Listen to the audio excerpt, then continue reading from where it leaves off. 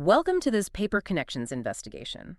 Today, we open the first chapter of a new historical series, taking us into the heart of the Venetian Republic during its long, complex twilight. It really is a fascinating period because, when we examine this era, we're looking at a deeply intricate system. Right. I want you, the listener, to imagine a single sheet of paper. It's sealed with red wax, carried in a leather satchel on horseback, across the frozen, treacherous 1,300-meter altitude of the Brenner Pass in the dead of winter. And if that paper is lost in a snowdrift, the consequences are immediate. Galleys in the Adriatic would halt their loading. Exactly. Blast furnaces in the German lands would starve for raw materials, and patrician banking dynasties on the Italian mainland would hemorrhage silver. So we invite you to sit with us at the Scholars Table today. We're going to examine the incredibly precise mechanisms of an empire that commanded the Mediterranean for centuries. And they did this not through brute territorial mass, right, but through the flawless execution of commercial intelligence. Indeed. But before we examine the primary physical artifact that anchors our investigation today, it is essential that we establish the macro stage. We really must. We need to comprehend the sheer scale, the immense temporal and geographical breadth of Venetian history leading up to the mid-18th century. Because when we speak of the Republic of Venice, the Serenissima, we're not speaking merely of a city of marble and canals. No, not at all. We are looking at a continuous state apparatus operating without interruption since the mythic election of Doge Paluccio Anafesto in the year 697. Right, and to understand that astonishing longevity surviving the fall of Rome, the Byzantine collapse, the religious wars, we have to begin with its foundational asset, the profound geography of the lagoon itself. The lagoon wasn't simply a body of water. It was a natural, unassailable fortress engineered by tidal hydrodynamics. Exactly. In an era when military dominance on the continent was dictated by heavy cavalry charges and massive siege engines, Venice was immune. The shallow, shifting mud banks, the complex, hidden navigable channels, they rendered the city effectively immune to conventional warfare. When King Pepin of Italy attempted to conquer the lagoon in 810, his massive fleet just became helplessly stranded on the mudflats at low tide. Sitting targets for Venetian archers and shallow draft dust skiffs. Only those possessing intimate, multi-generational navigational knowledge could even approach the city. And that geographical endowment provided the absolute physical security necessary for the Republic to pursue a fundamentally different model of state power. Well, I understand the defensive brilliance of the lagoon, but I must push back on the premise that geography alone sustains an empire. Fair point. Surely, a state cannot survive on mud banks and salt water alone. To build an empire of the sea, you still require massive quantities of timber for hulls, hemp for rigging, and iron for armaments. Right, and most fundamentally, grain to feed your populace. Precisely. So if the Venetians initially rejected territorial conquest in Europe, how did they avoid starving the moment a hostile mainland power blockaded the lagoon? That is the crucial distinction in their model of power, and it's paramount to our investigation today. How did they translate a defensive swamp into offensive hegemony? Well, while the medieval and early modern states of Europe, like the Kingdom of France or the Holy Roman Empire, constructed wealth through the slow occupation of vast terrestrial territories. And the taxation of agriculture, yes. Right. Venice engineered a hegemonic apparatus based entirely on the command of maritime choke points. They focused on the systematic gathering of commercial intelligence and the cultivation of strategic logistical partnerships. Their strategy was one of surgical precision rather than terrestrial bulk. When they lacked grain or timber, they didn't conquer the forests and wheat fields. Exactly. They conquered the harbors through which those resources had to pass. Let us examine the Crucible of 1082 to illustrate this mechanism. Ah, yes. The decree issued by the Byzantine Emperor Alexios Komnenos. Yes. It granted Venice sweeping commercial privileges and tax exemptions throughout the entirety of the Byzantine Empire. And Venice didn't send armies to conquer the Byzantine hinterlands to achieve this. No, they leveraged their naval capacity. Their bespoke galleys assisted the emperor against Norman incursions in the Adriatic. And in return, they extracted a permanent economic concession, a tariff-free monopoly whose value would compound exponentially over the centuries. They traded naval utility for commercial supremacy. And that strategy of opportunistic naval leverage really culminated most spectacularly in the aftermath of the Fourth Crusade between 1202 and 1204. A profoundly complex event. Through a staggeringly complex sequence of financial debts and military maneuvers, Venice redirected the Crusader fleet. This ultimately resulted in the sack and capture of Constantinople itself. And the resulting treaty granted the Republic what was officially termed a quarter of the Byzantine Empire. But again, observing their choices, you see no desire to govern the vast rebellious populations of the Greek mainland. None. Instead, they enacted a surgical acquisition of the Aegean and Levantine trading stations. They took the great islands of Crete and Euboea and the crucial fortified ports of the Peloponnese. Forming the Stato de Mar, the maritime empire, it wasn't an empire of borders drawn on land. It was an empire of harbors, fortified coastal warehouses, and logistical corridors. Corridors connecting the Adriatic Sea directly to the Black Sea and the Levant, but, possessing fortified ports is entirely useless without the human capital required to manage them. Very true. If you possess an empire of disparate maritime choke points spread across thousands of miles of hostile sea, your greatest vulnerability isn't a foreign navy. Right. It's internal corruption, miscommunication, and administrative incompetence. And the Republic solved this existential threat in 1297 with a ruthless, calculated socio-political amputation, the Serenissima Concilio, or the closing of the Great Council. This legislative act restricted political participation solely to a defined list of patrician families. It effectively created a closed, hereditary aristocratic class. But we must view this not merely as an oligarchic consolidation of power. It was the deliberate creation of a highly specialized administrative caste. Exactly. These patrician sons were educated from childhood in the specific, rigorous disciplines required to govern the Stato de Mar. They were taught commercial mathematics, maritime law, foreign languages, and naval command. They were engineered to manage the muda. The muda, yes. The highly regulated, state-supervised galley convoys that formed the circulatory system of Venetian commerce. And the muda truly represents the zenith of state-coordinated logistics in the pre-industrial era. Let us linger on the mechanics of this system for a moment. Please do. Because these were not independent, solitary merchant vessels braving the seas at random. They were heavily armed, synchronized fleets constructed entirely at the Venetian arsenal. And the arsenal itself demands our thorough attention. It was the most formidable maritime manufacturing facility in Europe. A sprawling industrial complex of wet docks, rope walks, and timber yards. It operated on principles of standardization that allowed for staggering efficiency. Galleys were constructed using modular, interchangeable parts. Rigging, oars, and munitions were standardized across the entire fleet. It was said that the arsenal could completely assemble and launch a fully outfitted war galley in a single day if the Republic demanded it. A remarkable feat of engineering. But the physical timber and canvas of the ships were merely the vessels for the true Venetian genius. Which lay in their invisible mercantile instruments, right. The physical movement of goods was underwritten by an architecture of commercial intelligence. Indeed. We have to acknowledge how the integration of the bill of exchange, the widespread adoption of double-entry bookkeeping, and the formalization of maritime insurance coalesced. They coalesced into an unparalleled mechanism of coordination. Consider the profound utility of double-entry bookkeeping alone. Imagine trying to track sprawling, multi-year debts across 3 different currencies, spanning from the markets of Nuremberg to the souks of Aleppo. Using only a single chronological list of transactions, it's a recipe for absolute fiscal chaos. Precisely. Double-entry bookkeeping functioned like the heavy ballast of a Venetian galley. For every credit added to one side of the ledger, an equal debit anchored the other. It provided a rigorous epistemological framework where mathematical imbalances, and thus theft, loss, or currency fluctuation, became instantly visible. It transformed commerce from a series of gambles into a calculable science. And the bill of exchange functioned as the circulatory fluid of this science. It allowed massive volumes of value to move across vast distances without the physical transport of silver or gold. Which was highly perilous over the Alps or across pirate-infested seas. A merchant could simply deposit silver in Venice and receive a notarized piece of paper. And his agent could present that paper in London or Bruges to withdraw the equivalent value in local currency. It was literally an empire built on trust in paper. But as our investigation focuses on the mid-18th century, we must address the shifting tides that brought about the long twilight phase of this republic. Specifically, the period leading up to 1751.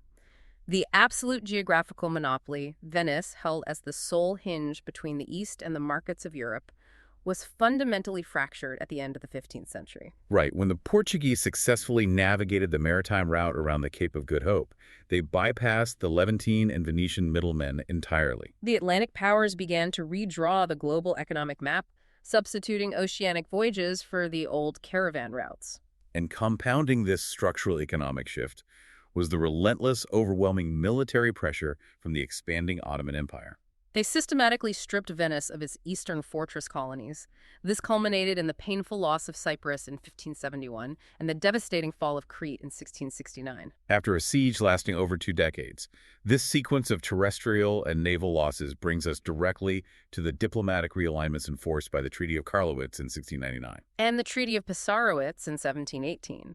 Following a grueling sequence of conflicts in the Morea, the Venetian state was forced to recognize a new, sobering strategic reality. The Austrian Habsburgs, commanding massive terrestrial armies, would emerge as the primary Christian beneficiaries of any Ottoman retreat in the Balkans. Venice simply lacked the demographic mass to contest them. It is at this precise juncture that the Republic adopted the official state policy of armed neutrality. Think of armed neutrality as attempting to walk deliberately through a very tense, violent diplomatic theater while carrying a tray of incredibly expensive Venetian crystal. You refuse to throw a punch, and you refuse to take a side. But you must look formidable and heavily armed enough that no combatant accidentally bumps into you. Exactly. They maintain their fleet in the Adriatic and their fortress garrisons on the terra firma, their mainland Italian holdings. But they meticulously, legally avoided entanglement in the great dynastic conflicts tearing through 18th century Europe. I must interject here, though, because an observer might assume that this retreat into armed neutrality was merely a cowardly prelude to a rapid collapse. If they refused to fight, one might argue they were merely waiting to die. Yet, armed neutrality became their greatest commercial asset. It allowed Venetian merchants to sail and trade under a protected, neutral flag. While rival nations, the French, the British, the Spanish, ruthlessly blockaded and captured one another's merchant fleets. However, it was simultaneously their ultimate strategic vulnerability.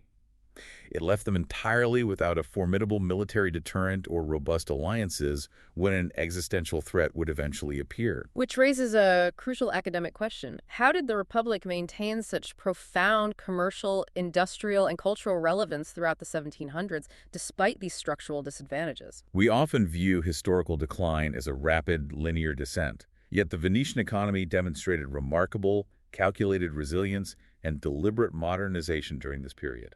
That resilience was born of acute necessity. The Venetian patriciate recognized the diminishing financial returns of the Levant trade, and they didn't simply hoard their gold in despair. No, they strategically diversified their immense capital reserves into the agriculture and the nascent proto-industry of the terra firma.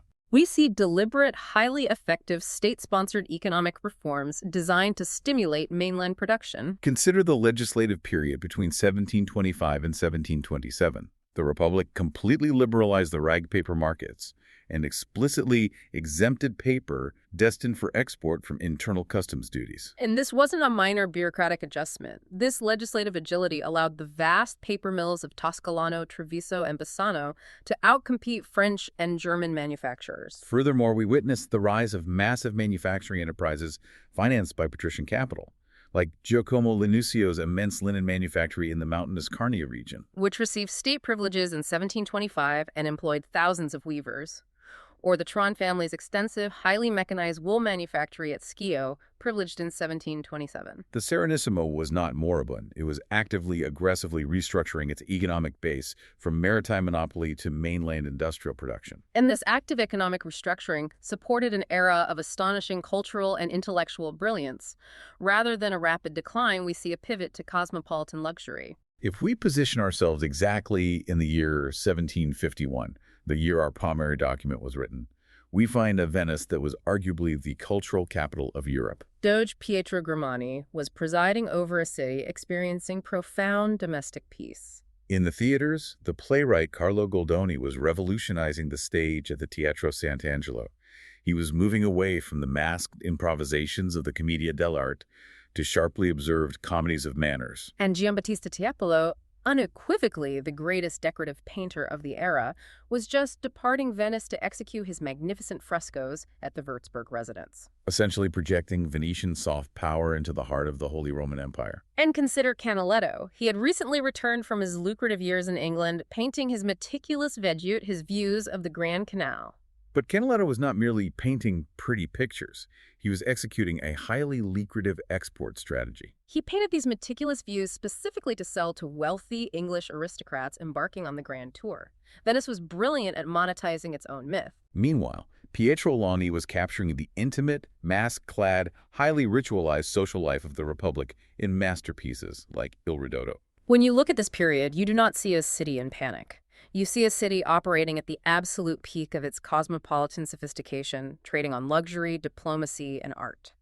Which leads us directly to the physical artifact that anchors our investigation today. You, as the observer of this inquiry, must visualize the object resting on the table before us. It is a single folded folio of laid paper, inscribed in the imperial free city of Nuremberg. On the 9th of January, 1751, it is a rare forensic artifact, a surviving physical fragment of the vast, otherwise invisible web of paper credit and correspondence that held the European economy together. Let us examine the specific tactile characteristics of this document, because the materiality itself contains historical data.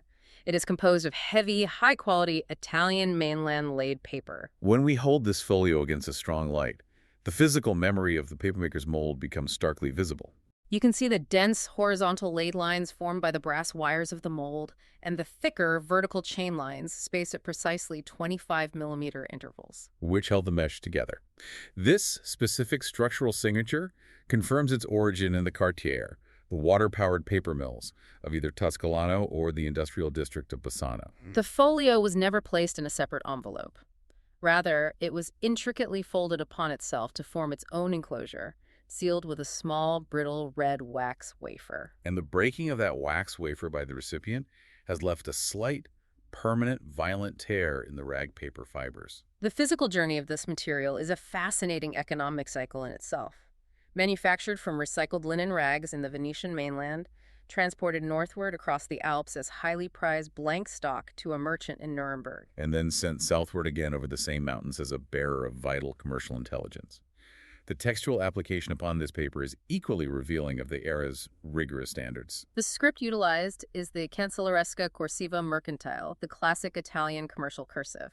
It's executed in a highly disciplined hand, demonstrating a moderate forward slant, incredibly tight line spacing, and perfectly proportioned ascenders and descenders. The writer clearly belonged to the older Baroque formal tradition of paleography, having trained extensively in the specific penmanship required for international commerce. And the ink utilized is a classic iron gall solution.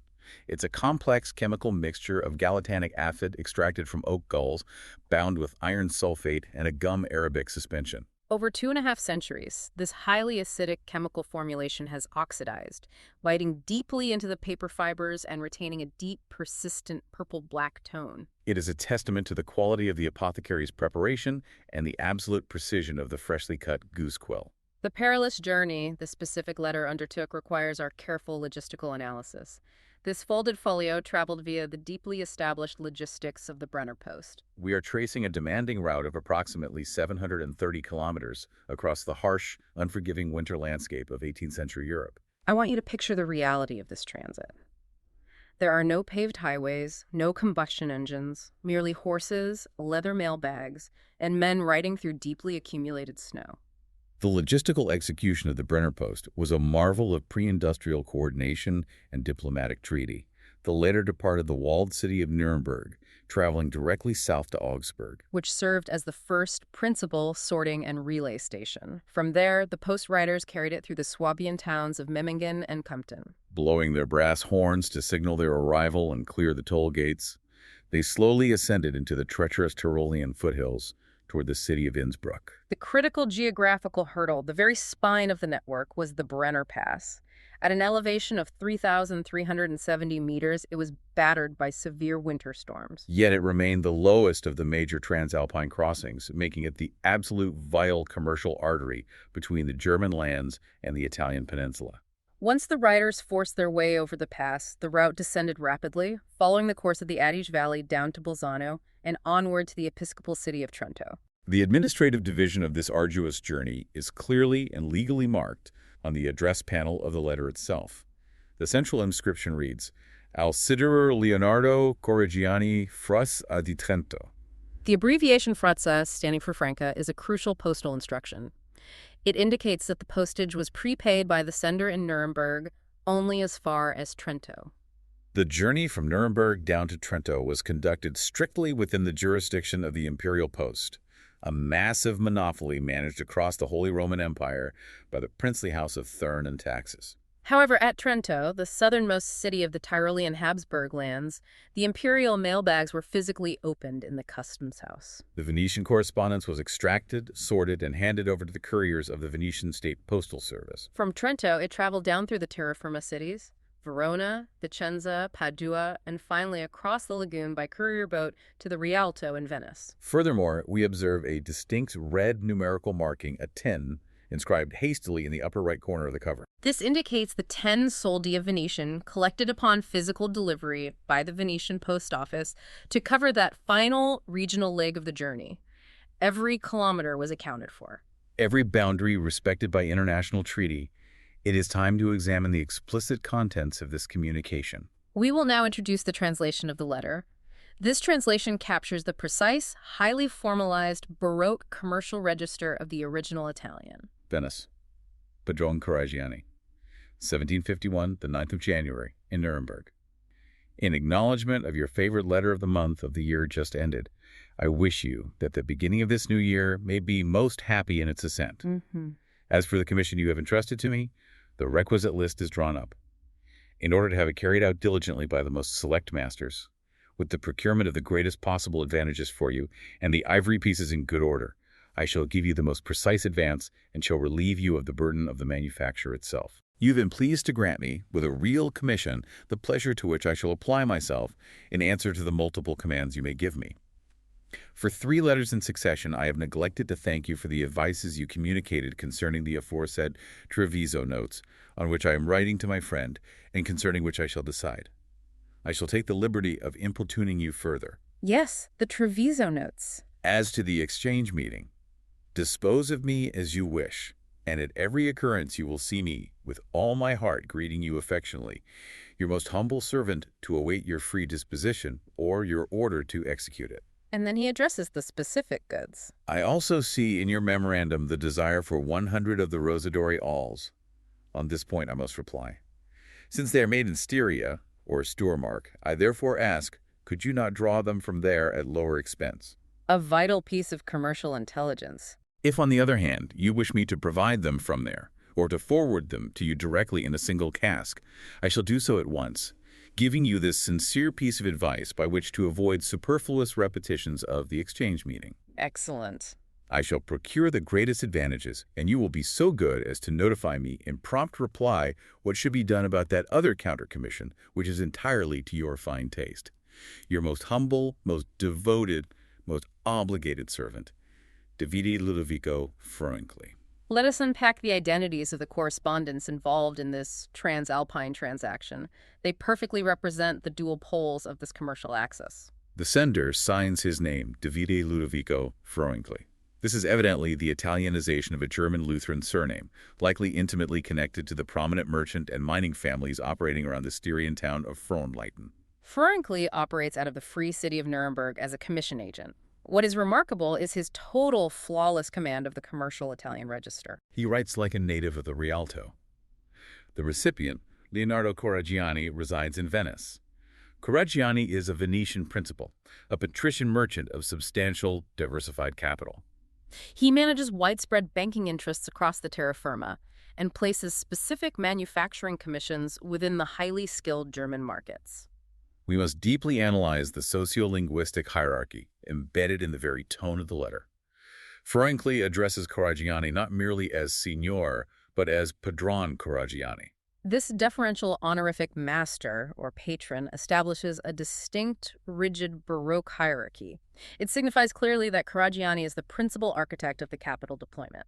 He is the master of the funds, Frankly is the operating agent, the hands executing the orders within the northern markets. It is undoubtedly a relationship of mutual dependence. Frankly needs Caragiani's capital. Caragiani needs Frankli's local market access. But the axis of financial authority clearly, unambiguously tilts southward toward the counting houses on the Rialto. The specific physical goods discussed in this commission are highly illustrative of a mid-18th century Venetian trading house's operational strategy. Frankly details a specific order for 100 rosadori.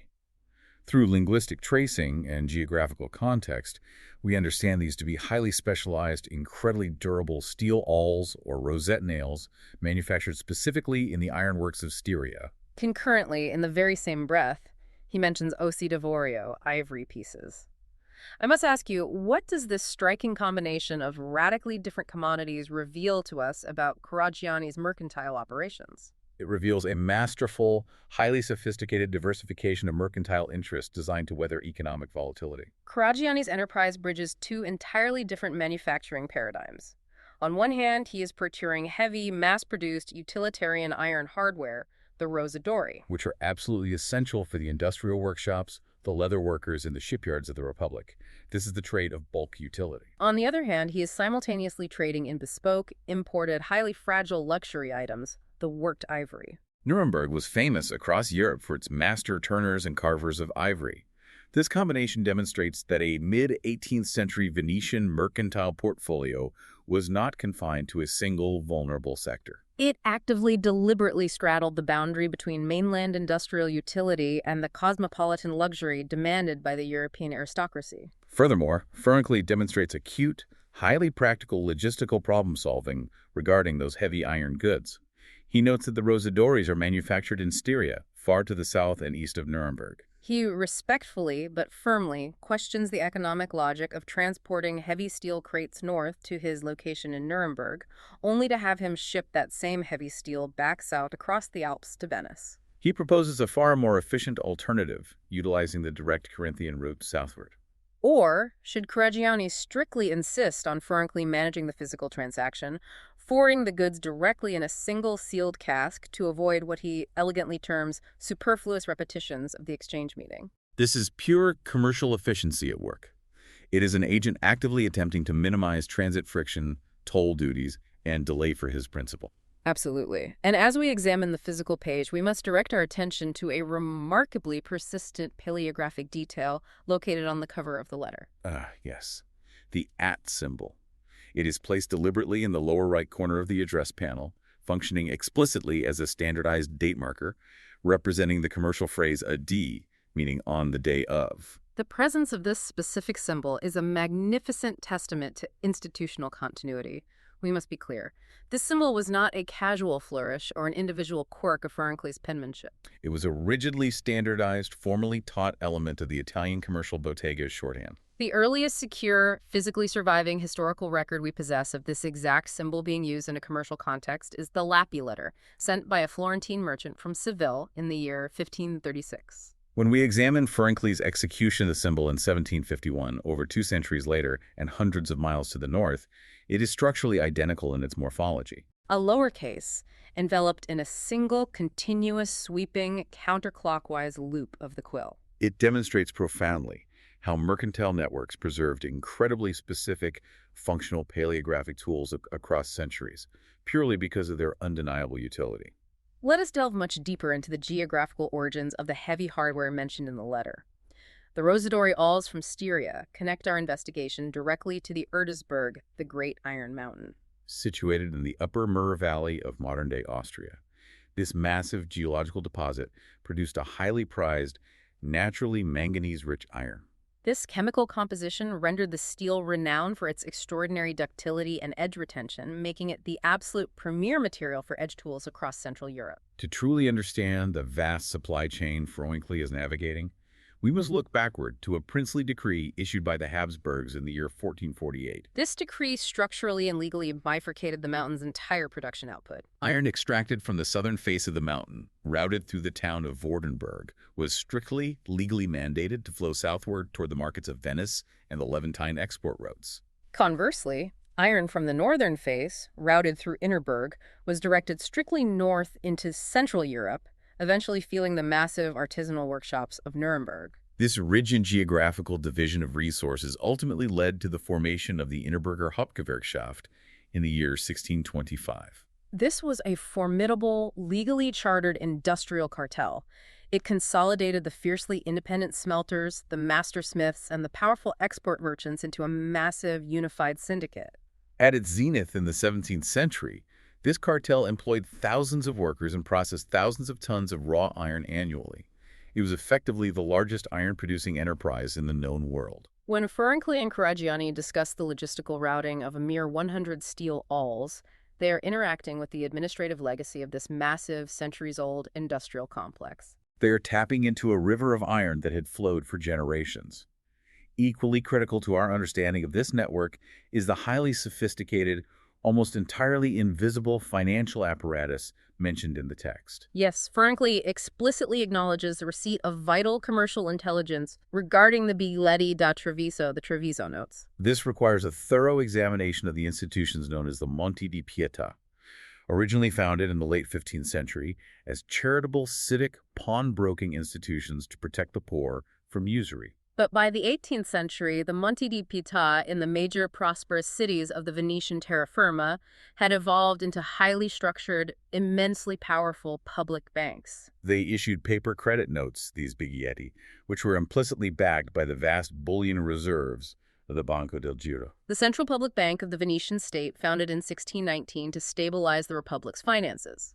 These biglietti circulated as a highly reliable, liquid paper currency deeply into the southern German merchant networks. But a central mechanical question arises. How were these massive international accounts settled? How did Caragiani pay Ferenczi for iron and ivory without the constant, dangerous transport of physical silver chests? Ferenczi provides the answer when he references the incontro, the exchange meeting. This refers to the complex multilateral clearing systems. Most notably, the 4 great annual exchange fairs held in the Tyrolean city of Bolzano. At these fairs, merchants, or their designated legal representatives, would gather with thick leather ledgers full of endorsed bills of exchange. Through a rigorous, mathematically complex process of netting obligations against one another, offsetting a debt for Styrian iron against a credit for Levantine souk, massive international debts were settled entirely on paper. It required only a minuscule transfer of actual physical silver coin at the very end of the fair to balance the final marginal discrepancies. Ferenczi's distinct hesitance to act regarding the Treviso notes until he consults his associates demonstrates the vital importance of commercial intelligence. Trust in the valuation of paper credit was paramount. Constantly monitoring the exact par value of a biglietto in a fluctuating market was a primary, solemn duty of a commission agent. One bad note could ruin a firm. The geographical poles of this transalpine financial network also warrant a detailed historical comparison. The letter before us originates in Nuremberg, but the broader German-Italian trade axis was dominated for centuries by the intense interplay and rivalry between Nuremberg and its great Swabian rival, Augsburg. We must carefully delineate their respective roles. Augsburg was the supreme, unrivaled center of high finance and sovereign banking. It was the historical power base of the great patrician mercantile dynasties, most notably the Fuggers and the Welsers. Their immense fortunes fundamentally rested on advanced financial techniques. Techniques they had systematically absorbed as young men studying at the Fondaco dei Tedeschi in Venice. The Fondaco wasn't merely a warehouse, it was the preeminent educational institution for the transmission of Italian commercial capitalism. While Augsburg commanded sovereign banking and imperial credit, Nuremberg, Ferenczi's city, was the absolute master of physical manufacturing and commodity distribution. Nuremberg aggregated raw commodities flowing from all directions, Styrian iron, Bohemian silver, Tyrolean copper, and distributed them across the continent. Simultaneously, its massive guilds of highly skilled artisans produced specialized hardware, precision navigational instruments, and the incredibly delicate, bespoke ivory goods we see ordered here. The two cities formed entirely complementary nodes in the network. Augsburg provided the vast credit liquidity. Nuremberg provided the manufactured materiality. As we step back and analyze the totality of this system, the mud banks, the galleys, the ledgers, the cartels, the alpine posts, we must view it through broader historical frameworks. Frameworks that explain both its astonishing longevity and its eventual total obsolescence. We can apply 3 distinct historiographical lenses here. First, the geographical argument articulated by historians like Jared Diamond. This perspective emphasizes that Venice's extraordinary trajectory was initially determined by its supreme environmental endowments, the impenetrable defensive hydrodynamics of the lagoon and its unmatched proximity to the Brenner Pass. But I must interject, for we know geography is not solely destiny. A mountain pass does not build a bang. Second, we must consider the institutionalist perspective. Advanced by economic historians such as Daron Acemoglu and James Robinson, geography merely offers potential. It is the institutional architecture that physically harnesses it. The Serrata of 1297 was the critical institutional mechanism. By engineering a closed, legally bound patrician class solely dedicated to maritime commerce, Venice created a profound institutional memory. A density of commercial expertise that no rival European state could replicate for centuries. The deeply deferential tone of the Caragiani letter is a direct artifact of that highly structured social hierarchy. The third framework provides the crucial structural explanation for the system's ultimate demise. This is the argument regarding the fundamental transformation of global capital, famously outlined by Sven Beckert. We must clearly distinguish between merchant capitalism and war capitalism.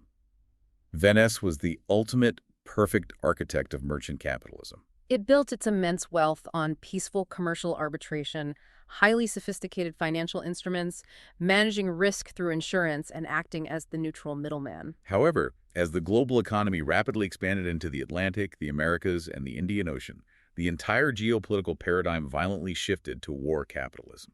This new phase was defined by the aggressive integration of private mercantile capital with the overwhelming coercive military power of massive, centralizing nation-states like Britain and France. It involved the violent forced acquisition of global commodity frontiers and the permanent deployment of massive territorial armies and heavily gunned oceanic navies. Venice, permanently constrained by the physical geography of its lagoon and lacking the demographic mass to field vast armies, was structurally incapable of participating in this new coercive global paradigm. They were simply outscaled by states that could project totalizing violence alongside commercial enterprise. We have dissected the economic, geographical, and institutional layers embedded within this single sheet of paper.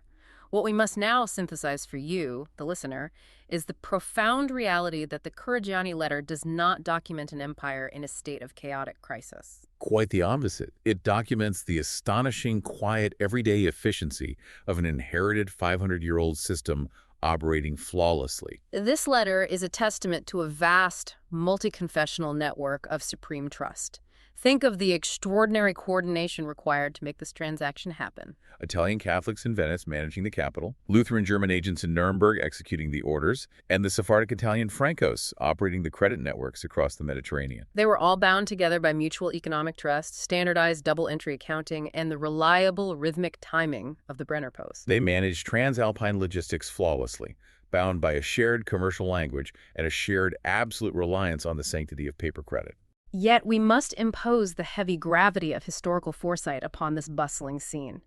The participants of this correspondence, operating so smoothly in the deep winter of 1751, could not perceive the rapidly approaching twilight. Within the lifetime of Leonardo Caragiani, the recipient of this very letter, the entire political and economic world that sustained this communication would be irreparably, violently dismantled. The Republic of Venice, after over a millennium of continuous, unvanquished sovereignty, would fall entirely to the massive territorial armies of Napoleon Bonaparte in 1797. The Holy Roman Empire, the ancient political framework that legally guaranteed the Reichspost and the security of the great German commercial affairs, would be formally dissolved by Napoleon in 1806. The meticulously built paper connections, the Fondaco di Tedeschi, the Monte di Pietà, the careful, delicate diplomatic balance of armed neutrality, all of it would be swept away by the brutal mechanics of modern warfare. It is a sobering realization. As we conclude this initial deep investigation into the long autumn of the Serenissima, we leave you with a final, provocative thought to consider.